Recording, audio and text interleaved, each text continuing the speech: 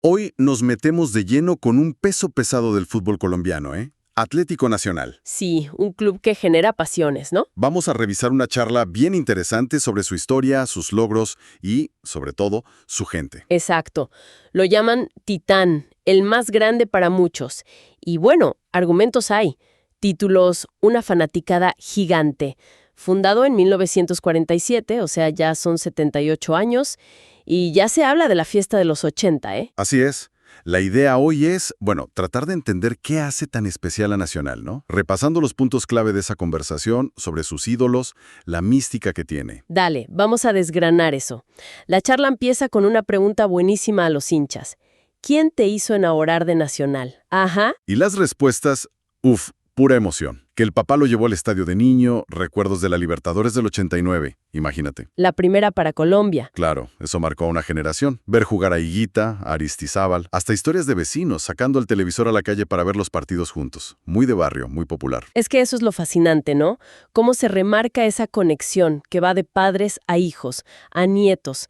Es más que un equipo. Es parte de la historia familiar de la región. Totalmente. Y se notan testimonios de gente de todas las edades, incluso de hinchas fuera de Colombia. Sí, es un fenómeno que traspasa fronteras.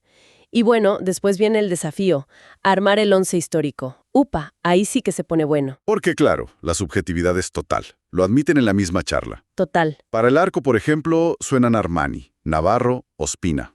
Grandes arqueros, ¿eh? Sí, nombres importantes. Pero el elegido, casi por unanimidad, es René Higuita. Y es que no es para menos. Higuita, bueno, fue un antes y un después. Quizás otros atajaban mejor, entre comillas, técnicamente. Ajá. Pero René cambió el puesto. Su estilo, su personalidad, trascendió. No solo en Nacional o Colombia, sino en el mundo. Un ícono. Totalmente de acuerdo. Pasamos a la defensa. Lateral derecho. Vaya debate. Chonto Herrera o Camilo Zúñiga. Dos estilos distintos, ¿no? Chonto más marca, Zúñiga más ida y vuelta. Más técnico, quizás. Se inclinan por Zúñiga, por esa capacidad ofensiva y su técnica. ¿Y por izquierda? Diego León Osorio. Uf, qué jugador. Lo describen casi como un 10 jugando de lateral. Calidad pura. Sí. Y los centrales.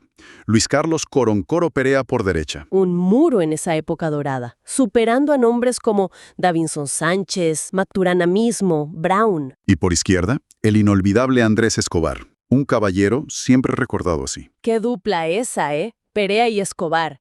Nos llevan a fines de los 80, principios de los 90. Zúñiga es más de acá. Claro, se mezclan las épocas. Y la elección de Osorio muestra cómo se valora esa técnica exquisita atrás. Y eso que quedan afuera nombres como Iván Ramiro Córdoba. La cantidad de buenos defensores que ha tenido Nacional. Impresionante. Vamos al medio. 3 puestos clave. El 5, el de marca. Leonel Álvarez. Símbolo total, garra, corazón, lo que representa mucho al hincha. Exacto. El 8, el mixto. Alexis García. Aunque también se habló de Norberto Pelufo, otro crack. Alexis era el cerebro, el que manejaba los tiempos, mucha clase. Y el 10, el distinto, el creativo. César Cueto. El poeta de la zurda. Magia pura, superando a otros talentos enormes como Bendito Fajardo o Magnelli Torres. ¿Qué nivel? Es que ahí se ve lo difícil, ¿no? Comparar roles, épocas. Claro. Mencionan a Chicho Serna, Alexander Mejía, Pedro Sarmiento. Tremendos jugadores todos. Pero la elección final busca ese equilibrio, ¿no? Quite con Leonel, manejo con Alexis y, bueno, la genialidad de Cueto. Un mediocampo de lujo. Y adelante, atención, pura pólvora. El tridente elegido, Faustino Tino Asprilla. El Tino. Desequilibrio puro. Albeiro Palomo Usuriaga. Qué delantero el Palomo, potencia y gol. Y el máximo símbolo para muchísimos hinchas. Víctor Hugo Aristizábal. Aristi, goleador histórico, referente, casi intocable, ¿verdad? Su conexión con la gente es... Tremenda. Totalmente.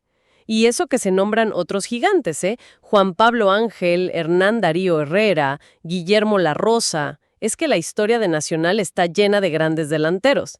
Pero ese tridente Asprilla, Usuriaga, Aristizábal evoca una época de ataque total. Sí. Y no podemos dejar de hablar de los técnicos. Francisco Maturana es central, obviamente. Claro, Pacho es visto como el arquitecto del gran cambio, el que potenció a Nacional y, con esa base, a la Selección Colombia del 90. El que nos puso en el mapa mundial, digamos. Exacto. Pero también se reconoce mucho a Juan Carlos Osorio. La era reciente de títulos, la Libertadores 2016. Ajá, la modernización, el método. Y no se olvidan de los pioneros, Osvaldo Subeldía, José Curti, los que pusieron las bases en los 70s. Es que Maturana marca esa quiebre, ¿no? De empezar a exportar talento en vez de solo importar. Sí, pero el legado de Subeldía con los juveniles y el de Osorio con el éxito sostenido y la metodología son claves también para entender la grandeza actual. Y esa grandeza se ve en datos duros. Exacto. La charla recopila algunos hitos tremendos. Junto a Millos y Santa Fe, nunca descendió. Un dato no menor en Sudamérica. Marcó el primer gol del profesionalismo colombiano, Rafael Serna. Es el más campeón de Liga, 18 títulos. 18. Y de Copa Colombia, 7. 2 Copas Libertadores. Llegó a ser número 1 del ranking FIFA en 2016. Número 1 del mundo. Y ojo a este dato, es el equipo colombiano que más veces ganó como visitante en Argentina, Brasil y Uruguay. Durísimo. Wow, esos datos no son solo números, ¿eh? Pintan una trayectoria de dominio, de saber competir en todos lados, de reinventarse, desde el inicio hasta la cima mundial. Entonces, ¿qué nos queda de todo esto? Pues la imagen de un club con una historia enorme, densa. Ajá. Forjada por ídolos que marcaron épocas, por técnicos que transformaron el fútbol y por una hinchada, bueno, cuya pasión se hereda, se vive con una intensidad brutal.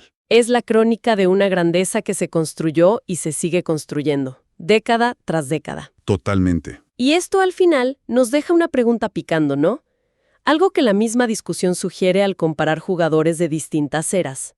A ver. Si pensamos en los títulos, en el estilo de juego, en el impacto cultural, ¿cómo evoluciona nuestra propia definición de grandeza en el fútbol a lo largo del tiempo? Buena pregunta.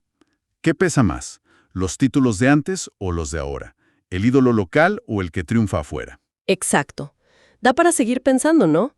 ¿Cómo valoramos esa grandeza a través de las décadas? Definitivamente, una reflexión interesante para cerrar. Y bueno, ya para ir cerrando. Queríamos hacerles una invitación, ¿verdad?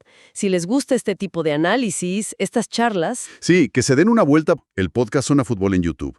Si nos pueden dar una mano con un me gusta, suscribiéndose al canal. O dejando un comentario, todo suma. Nos ayuda muchísimo a que el canal crezca. Y si creen que vale la pena compartirlo con sus amigos, con la gente futbolera que conozcan, también es un apoyo enorme para nosotros en YouTube.